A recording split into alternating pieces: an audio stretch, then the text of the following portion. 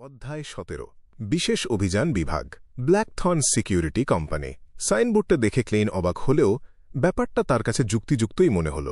কি আর বলি, সে মাথা নেড়ে হাসল, তারপর সিঁড়ি বেয়ে উপরে উঠে তার ডান হাত দিয়ে আধখোলা দরজায় আলতো করে টোকা দিল। ঠক ঠক ঠক শব্দটা ধীরে কিন্তু ছান্দিকভাবে প্রতিধ্বনিত হল, কিন্তু কোনো সাড়া ছিল না। কেবল একটা মৃদু ছিটকে ওঠার শব্দ শোনা গেল। ঠক ঠক ঠক ক্লেইন আবার টোকা দিল, কিন্তু ফল একই হল। সে দরজাটা ঠেলতে শুরু করল, ফাঁকটা বড় করে ভেতরের দিকে তাকাল। একটা ক্লাসিক সোফা, যা হয়তো অতিথিদের বসার জন্য, একটা নরম কাপড়ের আর্মচেয়ার এবং একটি মজবুত কাঠের কফি টেবিল। ঠিক উল্টো দিকের একটা টেবিলের পেছনে বাদামি চুলের একটি মেয়ে মাথা নিচু করে বসেছিল। সিকিউরিটি কোম্পানিটা কেবল একটা ছদ্মবেশ হলেও এটা কি খুব বেশি অপেশাদার লাগছে না? এই জায়গাটা কতদিন ধরে ব্যবসা ছাড়া আছে? ঠিক, তোমাদের কোনো ব্যবসার দরকার নেই। ক্লেইন চুপচাপ অভিযোগ করতে করতে কাছে এগিয়ে গেল এবং মেয়েটির কানের পাশে টেবিলটায় টোকা দিল। ঠক ঠক বাদামি চুলের মেয়েটির সাথে সাথেই সোজা হয়ে বসল এবং দ্রুত তার সামনে থাকা খবরের কাগজটা তুলে তার মুখ ঢাকল। টিঙ্গান সিটি অনেস্ট পেপার। ভালো নাম। ক্লেইন নীরবে তার দিকে মুখ করা পৃষ্ঠাটার শিরোনাম পড়ল। কনস্ট্যান্ট সিটিতে সরাসরি পৌঁছানো সোয়ারিং এক্সপ্রেস স্টিম ট্রেন পরিষেবা আজ থেকে চালু হচ্ছে। ধুর, কবে একটা ব্রিন্ডিসি বেতে সরাসরি যাবে? আমি সত্যি ওখানে আর জাহাজে যেতে চাই না। এটা খুব খারাপ, সত্যি খুব খারাপ। আরে তুমি কে? বাদামি চুলের মেয়েটি ভান করে পড়ল এবং তার মতামত দিল। কথা বলতে বলতে সে খবরের কাগজ নামিয়ে আনল এবং তার উজ্জ্বল কপাল ও হালকা বাদামি চোখ প্রকাশ পেল। ক্লেইনের দিকে সে এক ফিসফিস করে কিছু বলা এবং চমকে যাওয়া দৃষ্টিতে তাকিয়েছিল। নমস্কার, আমি ক্লেইন মোরেটি এবং আমি ডান স্মিথের আমন্ত্রণে এখানে এসেছি। ক্লেইন তার হ্যাট বুক বরাবর নামিয়ে এনে সামান্য ঝুঁকে বলল। বাদামি চুলের মেয়েটি তার বিষের কোঠার প্রথম দিকেই বলে মনে হল। সে একটি হালকা সবুজ লোয়েন স্টাইলের পোশাক পরেছিল। তার হাতার, কলারের এবং বুকের সুন্দর লেইসগুলো তাকে আরও আকর্ষণীয় করে তুলেছিল। ক্যাপ্টেন, ঠিক আছে, একটু এখানে অপেক্ষা করো, আমি তাকে ডেকে আনছি। মেয়েটি দ্রুত উঠে তার পাশের ঘরে চলে গেল। সে এক গ্লাস জলও দিল না বা অন্য কিছুও।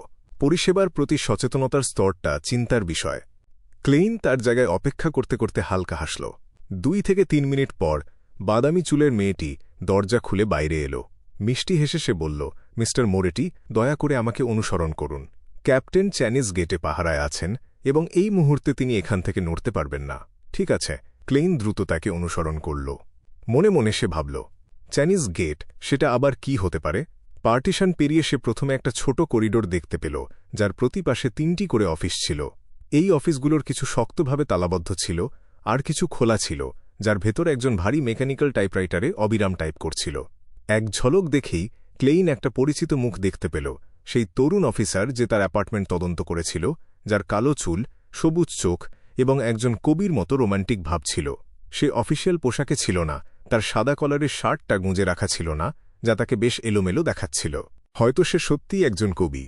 ক্লেইন অভিবাদন জানিয়ে মাথা নাড়ল এবং একটা হাসির সাথে তাকেও অভিবাদন জানানো হল। বাদামি চুলের মেয়েটি ঘরের শেষ প্রান্তে বাম দিকের অফিসের দরজা ঠেলে খুলল এবং ভেতরে ইশারা করে ফিসফিসিয়ে বলল, আমাদের আরও কয়েকটা স্তর নিচে যেতে হবে। এই অফিসে কোনো আসবাবপত্র ছিল না, কেবল একটি ধূসর সাদা পাথরের সিঁড়ি যা নিচের দিকে চলে গেছে। সিঁড়ির 2 পাশে গ্যাস ল্যাম্পের আলো ছিল। স্থির আলো অন্ধকার দূর করে এক ধরনের একতার অনুভূতি দিচ্ছিল। বাদামি চুলের মেয়েটি সামনে হাঁটছিল, সাবধানে হাঁটতে হাঁটতে তার পায়ের দিকে তাকিয়েছিল। যদিও আমি এখানে প্রায়ই হাঁটি, তবু আমি সবসময় পড়ে যাওয়ার ভয় পাই, ব্যারেলের মতো গড়িয়ে পড়ার ভয় পাই। তুমি জানো না লিওনার্ড কি বোকামি করেছিল? স্লিপলেস হওয়ার প্রথম দিনে সে তার নতুন ক্ষমতাগুলো আয়ত্ত করতে পারেনি। সে সিঁড়ি বেয়ে দ্রুত নামার চেষ্টা করেছিল, আর সে একটা কাঠহুইল হয়ে গেল। হা, এটা ভেবে দেখলে খুব মজার ছিল। ওহ হ্যাঁ, এইমাত্র যে তোমাকে অভিবাদন জানালো সে এটা প্রায় 3 বছর আগের কথা। বলতে গেলে আমি নাইট হক্সের সাথে 5 বছর ধরে আছি। যখন আমি যোগ দিয়েছিলাম তখন আমার বয়স ছিল কেবল 17। মেয়েটি কথা বলতে বলতে তার পায়ের দিকে খেয়াল রাখছিল। হঠাৎ সে তার কপালে চাপড় মেরে বলল, আমি আমার পরিচয় দিতে ভুলে গেছিলাম। আমি রোজান। আমার বাবা নাইট হক্সের একজন সদস্য ছিলেন, যিনি 5 বছর আগে এক দুর্ঘটনায় নিজেকে উৎসর্গ করেছিলেন। আমার মনে হয় আমরা এখন থেকে সহকর্মী। আরে হ্যাঁ, সহকর্মীই সঠিক শব্দ। আমরা সতীর্থ নই, কারণ আমরা বিয়ন্ডার নই। আমি এই সম্মানের আশা করি, কিন্তু তা এখনও মিস্টার স্মিথের কি বলার আছে তার উপর নির্ভর করে। ক্লেইন বলল, যখন সে আবদ্ধ পরিবেশটা ভালো করে দেখছিল। তার মনে হল তারা মাটির নিচে যাচ্ছে। পাথরের দেয়াল থেকে স্যাঁতসেঁতে ভাব বের হয়ে আসছিল, গ্রীষ্মের তাপ দূর করে। চিন্তা করো না, তুমি এতদূর এসেছ মানে ক্যাপ্টেন রাজি হয়েছেন। আমি সবসময় তাকে একটু ভয় পাই, যদিও তিনি অমায়িক, একজন পিতৃতুল্য মানুষ। আমি জানি না কেন, কিন্তু আমি এখনও ভয় পাই। রোজান এমনভাবে কথা বলল যেন তার গলায় একটা মিষ্টি কিছু আটকে আছে। ক্লেইন ঠাট্টার সুরে উত্তর দিল, একজন বাবাকে ভয় পাওয়া কি স্বাভাবিক নয়? ঠিকই, রোজান বলল, যখন সে বাঁকের চারপাশের দেয়াল ধরেছিল। কথা বলতে বলতে দুজনেই সিঁড়ি বেয়ে নামা শেষ করল এবং পাথরে বাঁধানো একটা মেঝেতে পৌঁছাল। এটা ছিল একটা লম্বা করিডোর। দেয়ালের দুই পাশে ধাতব গ্রিল দিয়ে ঘেরা গ্যাস ল্যাম্প লাগানো ছিল। আলোর নিচে ক্লেইন এবং রোজানের ছায়া দীর্ঘায়িত হয়েছিল। ক্লেইন তীক্ষ্ণভাবে লক্ষ্য করল যে প্রতি কয়েক মিটার অন্তর একটি ডার্ক স্যাক্রেড এমব্লেম ছিল অ্যাভারনাইট দেবীর প্রতীক। একটি গভীর কালো পটভূমি ঝিকমিকে অলঙ্করণে বিন্দু বিন্দু ছিল, যেন তারা ঠিক অর্ধেক রক্তিম চাঁদকে ঘিরে রেখেছে। এই প্রতীকগুলো বিশেষ মনে হয়নি, কিন্তু তাদের মাঝে হাঁটতে হাঁটতে ক্লেইনের মনে এক ধরনের প্রশান্তি অনুভব হল। রোজানও কথা বলা বন্ধ করে দিল, তার আগের বাচাল অবস্থার বিপরীতে। অল্পক্ষণের মধ্যেই সামনে একটা মোড় দেখা গেল। রোজান সংক্ষেপে পরিচয় করিয়ে দিল, বাম দিকের পথটা সেইন্ট সেলেনা ক্যাথিড্রালে যাবে, ডান দিকে আছে অস্ত্রাগার, গুদাম এবং আর্কাইভস, আর সোজা সামনেই Chinese gate. Saint Selena cathedral তাহলে জাউটারল্যান্ড স্ট্রিট রেড মুনলাইট স্ট্রিটের ঠিক পেছনে? ক্লেইন কিছুটা হতবাক হল। রেড মুনলাইট স্ট্রিটের সেইন্ট সেলেনা ক্যাথিড্রাল ছিল টিঙ্গেনে চার্চ অফ অ্যাভারনাইটের সদর দফতর, একটা পবিত্র স্থান যেখানে স্থানীয় অনুসারীরা যেতে চাইত। শহরতলির church of the God of steam and machinery এর হোলি নিউমেরিক্স ক্যাথিড্রাল এবং নর্থ টিঙ্গেনের চার্চ অব স্টর্মসের রিভার অ্যান্ড সি ক্যাথিড্রালের সাথে তারা টিঙ্গেন সিটি এবং এর সংযুক্ত শহর ও গ্রামগুলির ধর্মীয় বৃত্তকে টিকিয়ে রেখেছিল। তার অবস্থার কারণে আরও কিছু জিজ্ঞাসা করা তার পক্ষে উপযুক্ত নয় বুঝতে পেরে ক্লেইন কেবল নীরবে শুনল। তারা মোড় পেরিয়ে সোজা এগিয়ে গেল। 1 মিনিটেরও কম সময় 7টি পবিত্র প্রতীক খোদাই করা একটি কালো লোহার দ্বিখণ্ডিত গেট দেখা গেল। এটা সেখানে দাঁড়িয়েছিল, ভারী, ঠান্ডা এবং প্রভাবশালী, যেন অন্ধকারে এক দৈত্য পাহারা দিচ্ছে। চাইনিজ গেট, রোজান তাকে মনে করিয়ে দিল এবং তাদের পাশের ঘরের দিকে ইশারা করে বলল, ক্যাপ্টেন ভেতরে আছে, তুমি নিজেই যাও। ঠিক আছে, ধন্যবাদ, ক্লেইন ভদ্রভাবে উত্তর দিল। রোজান যে রুমটার কথা বলছিল সেটা চাইনিজ গেট এর ঠিক সামনেই ছিল। জানালাগুলো খোলা ছিল, ভেতরের আলোকিত রুমটা দেখা যাচ্ছিল। ক্লেইন নিজেকে শান্ত করতে একটা গভীর শ্বাস নিল। ঠক ঠক ঠক। ভেতরে এসো, সে ডানস্মিথের গভীর এবং অমায়িক কণ্ঠস্বর শুনতে পেল। ক্লেইন আলতো করে খোলা দরজাটা খুলল। ভেতরে কেবল একটা টেবিল আর 4টি চেয়ার ছিল।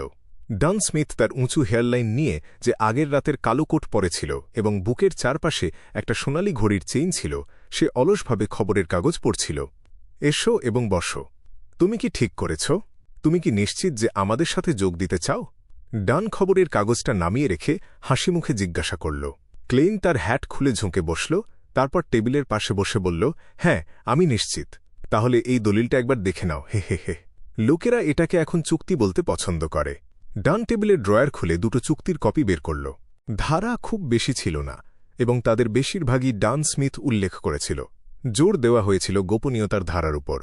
লঙ্ঘনকারীদের রাজ্যের আদালতের পরিবর্তে চার্চ অফ অ্যাভারনাইটের ট্রাইব্যুনাল আদালতে বিচার করা হতো। এটা অনেকটা যেভাবে সৈনিক এবং অফিসারদের বিচারের জন্য কোর্ট মার্শালে পাঠানো হয় তার মতো ছিল। একটি 5 বছরের চুক্তি, সাপ্তাহিক মজুরি হিসাবে 2 পাউন্ড এবং 10 শলি, ঝুঁকি এবং গোপনীয়তার ক্ষতিপূরণ হিসাবে 10 শলি। ক্লেইন এটা পড়ে দৃঢ়ভাবে উত্তর দিল, আমার এতে কোনো সমস্যা নেই। তাহলে সই করো, ডান বলল যখন সে গাঢ় লাল ফাউন্টেন পেন এবং কালির দিকে ইশারা করল। ক্লেইন একটা ফেলে দেওয়া কাগজ ব্যবহার করে কলমটা পরীক্ষা করল শ্বাস নেওয়ার আগে। সে 2টো চুক্তিতেই তার নাম দিয়ে সই করল, ক্লেইন মোরেটি।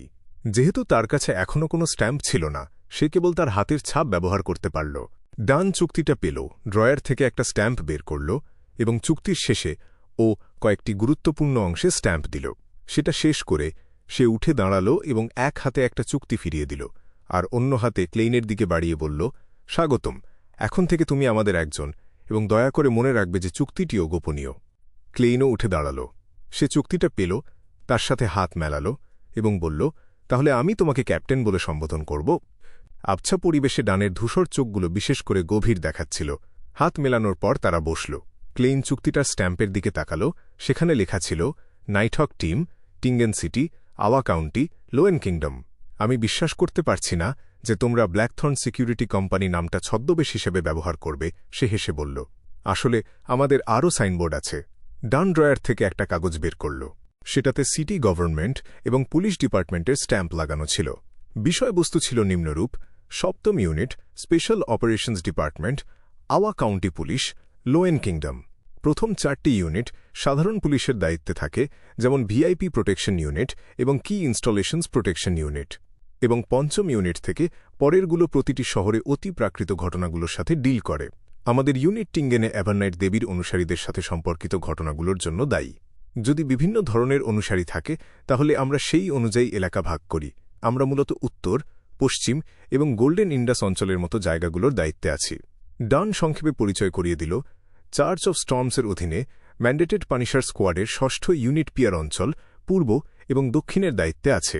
ইউনিভার্সিটি এলাকা এবং শহরতলি 5ম ইউনিটের অধীনে, যা টিঙ্গেনে মেশিনারি হাইভমাইন্ড স্কোয়াড। ক্লেইনের এ বিষয়ে কোনো প্রশ্ন ছিল না।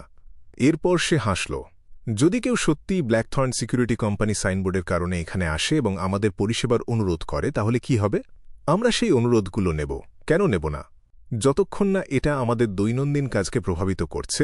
ডান ধীরে এবং হাসি মুখে বলল, যে কোনো আয় অতিরিক্ত বোনাস হিসাবে বিবেচিত হবে, তাই আমাদের সদস্যরা সেই কাজগুলো নিতে বেশ ইচ্ছুক। যাই হোক, কুকুর এবং বিড়াল খোঁজার মতো তুচ্ছ এবং ঝামেলাপূর্ণ বিষয়গুলোর বাজার প্রাইভেট গোয়েন্দারা দখল করে নিয়েছে।